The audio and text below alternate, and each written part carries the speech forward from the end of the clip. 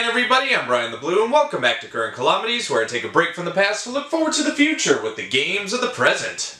Well, this turned out to be a fitting conclusion to the 5th season. We started with a Kirby game, and we're gonna end with a Kirby game. Kirby's Return to Dreamland Deluxe, a remaster of the modern classic that first made its debut on the Wii back in 2011. Such a good game. That I never played, even when I grew up with the Wii back in those days. This was one of the few Nintendo titles that eluded me back then. I was old enough to think that I wouldn't get any satisfaction playing as the Pink Puff. I've mentioned it before, but my experience with Kirby has been very slim. I've only gotten started getting Kirby games in my collection, and I only know this game through the We Like to Pray Let's Play. So glad Chris and Tyler are making content again. And I'm glad I can finally try this game for myself. I'll be sure to get the original game one day, but for now we can try all the extras the deluxe version has to offer. Let's not waste any more time and get to it.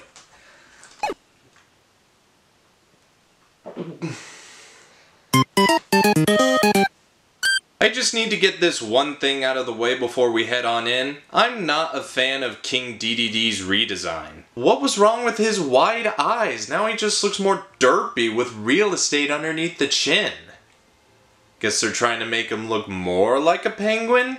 Can't wait when they don't make him blue. I'm ranting, so let's just get into the story. Kirby and friends are up to their normal shenanigans until a ship breaks apart above Planet Popstar, causing everyone to stop everything and drop the cake to go and investigate. We find this guy called Magalore, and his ship, the Star Cutter, has lost all of its major and minor parts to operate. But being the nice guys that we are, we decide to assist in getting all the parts back, and that's exactly what we're going to do. Well, just me as Kirby anyway. I don't get any help. Not that I need it anyway.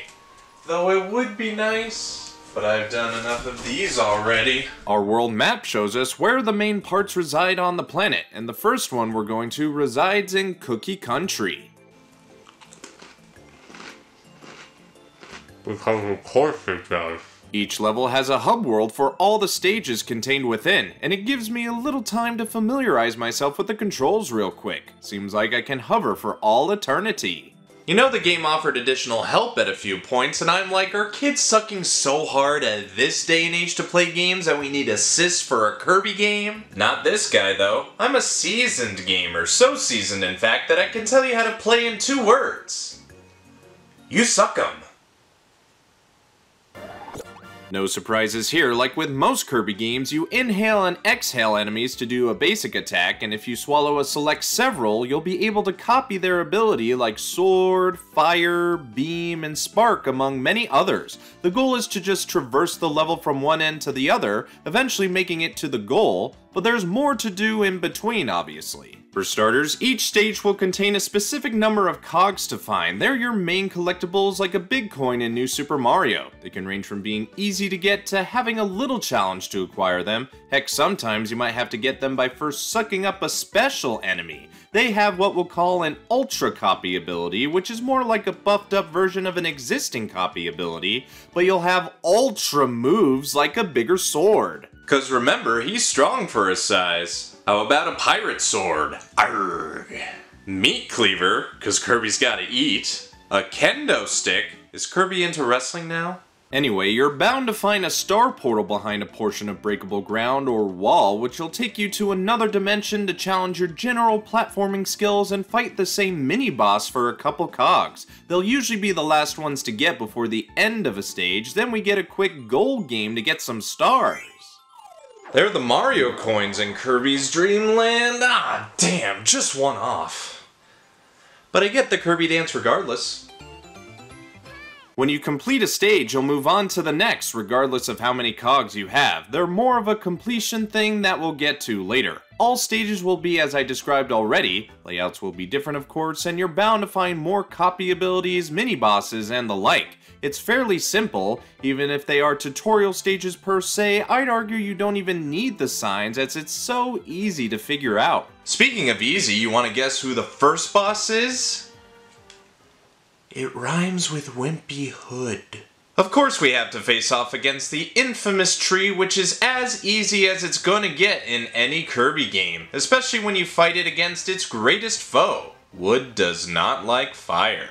Never too late to get on the trend of torching trees in the modern day. Once you've defeated a boss, you'll get one of the main parts of the Star Cutter and do a longer celebratory dance just like a kid's cartoon character. Then you'll put the part back on the ship, to which Magolor will be grateful for. Now these cogs or energy spheres I've been talking about come into play here, as they unlock doors and rooms to sub-games, copy ability rooms, and challenge stages for you to try out. I've been able to unlock a few of them, so I tried them out real fast. I had a good time with Magolor's tome trackers, no one could beat me there, and the challenging stage was interesting. May or may not have had to restart a few times to get it right. There's plenty to do outside of the main story, and that's doubly true when you go to check out the new theme park that I guess lives in Magolor's brain. Merry Magaland is a new addition for the deluxe version of the game. By the way, I wasn't able to try Magolor's epilogue, which was heavily advertised but wasn't available to me. I imagine it'll become available when I beat the game, as that would make sense, but I am able to show this off at the very least. Here you can play the sub-games without even playing the main game to get the cogs to unlock them, and complete missions to earn stamps and souvenirs for your efforts. Just because. The stamp system gets you more souvenirs, but I'm just stuck on why this is really a thing anyway. You're basically defeating the purpose of the cogs to some extent. My guess was because, you know, they just made an open Kirby game, so why not give them a taste of what they're missing? Or taunt them with the freedom of Forgotten Land with a Disney castle? I'll check it out some more later. Let's just hop back in the story and see what the Raisin Ruins are all about. I just want to say the graphics here are pretty good looking. I only say it's a little more cartoony because of the outlines around the characters. They were able to do what Simpsons Wrestling failed to do so hard back then. Still looks way better now that it's in HD, and I'm able to take in the desert landscape and all of its 5 stages. I just have to ask, when will Nintendo ever change their order of world landscapes with their games? It's always an open grass in the first world followed by a desert in the second. And I'll bet you anything we'll see a beach in the third. See, what did I say? I know my Nintendo. I don't know how they're gonna top themselves in future games, but if they change scenery around, I think I lose my mind. Ranting again, but I was able to make it through to fight the second boss, Mr. Duder, clearly embracing a stereotype that doesn't seem to be going away anytime soon. I recovered the right wing for the Star Cutter, and Magolor offers us to take us to his planet once we get all the parts for his ship. That sounds like a nice thing to do. What could possibly go wrong? That's as far as I got, a solid 2 hours in, and I'm already making some good headway. I'm on my way to level 3, I have all the cogs so far, plus more stamps for the theme park, so I'll go cash that in.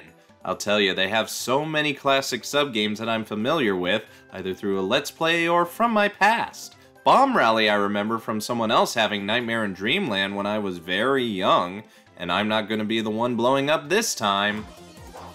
So with all that being said, what's my overall opinion?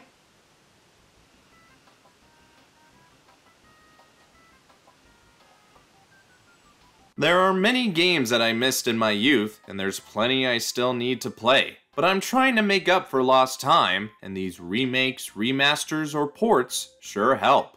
Kirby's Return to Dreamland Deluxe wasn't a game I was expecting to see on my Switch, but I'm glad to finally play it, and I enjoyed its simple gameplay the Kirby games are well known for, and I'll look forward to playing it through like I did his 3D venture at the start of this season. Plus we've got all these mini-games and more outside and after we complete the story. With so much to do and play, you're not going to get bored of it easily or for a long time to come. This'll be a nice game to get for your kids if you have them, or to pass the time if you have some to spare. And if you have friends, that'll make the experience just as fun. If you're wondering why I didn't try any of the other characters available, I forgot to check if I had the option. I remember the original kept the first player as Kirby, didn't see if that carried over.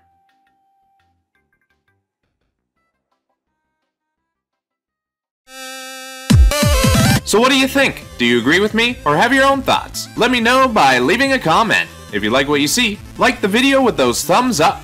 If you think anyone else would like this vid, share it around. And if you want to see more of me, this show, and others, hit the subscribe button. I'm BrianTheBlue, thanks for watching. I'm going back to the past, and until next time, I'll see you in the future.